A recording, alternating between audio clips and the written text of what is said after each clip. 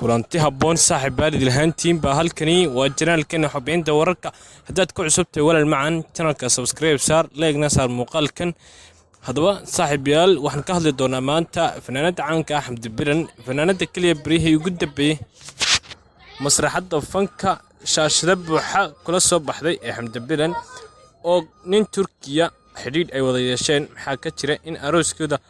la qaban qaabanayo sidii uu dhici lahaa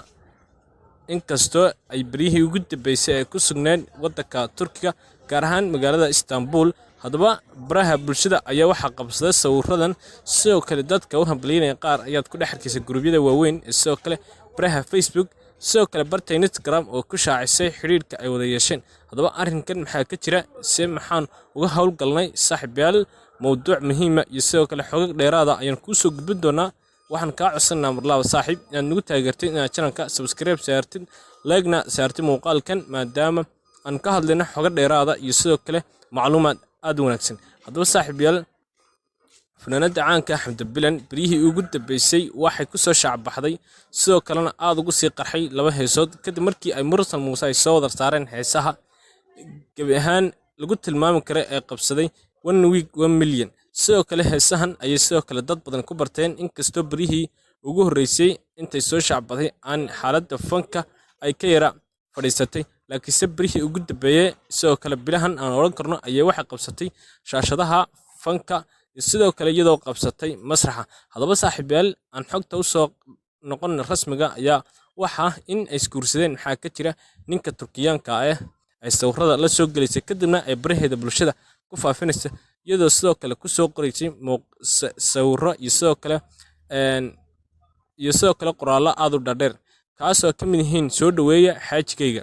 haddaba saaxiibayaal haddii hal arrinkaas muhiim yahay oo runtii yahay waxaa looga baahan yahay sidoo kale Soomaalida Turkiga joogta gaar ahaan magaalada Istanbul in ay runtii u dhigaan aroos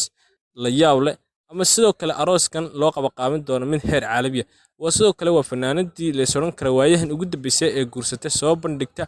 nin ajaaniba kaasoo ka soo jeeda waddanka Turkiga haddaba ma la soo karaa Turkiga iyo sidoo kale Soomaalida halkaas joogta xidhiidh ayay yeesheen kadib markii xaalka Soomaaliya iyo sidoo kale xiriirka Turkiga aad u wanaagsaday barihii ugu dambeeyay sidoo kale ay noqdeen dad walaalo aad iskugu soo dhaweyn maadaama Soomaaliya iyo sidoo kale Turkiga ay leeyihiin xiriir aad u wanaagsan Soomaalida halkaas joogna ay noqdeen qaar boqolkiiba 90 tirada marka ka dambeysa aad u sii tirabanay halkaas tagaya haddaba sidoo kale saaxiibal Xamdi Biran ayaa halkaas xaalad caafimaad u tagtay inta aanay ka hor iskuursan ama arooskooda ka dhicin waddankaas Turkiga sidoo kale Xamdi Biran waayahan ugu dambeeyay waxay joogi doontaa oo sidoo kale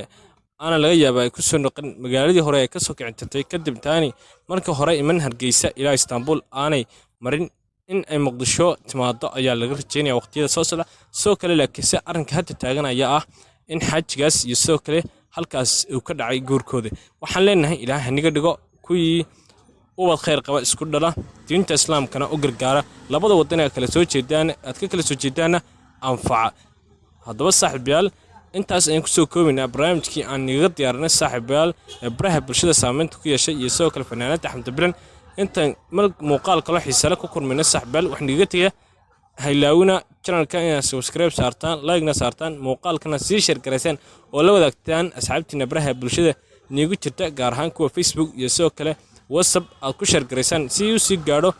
in xaqiiqada dhabta meel walba ay Soomaalida joogto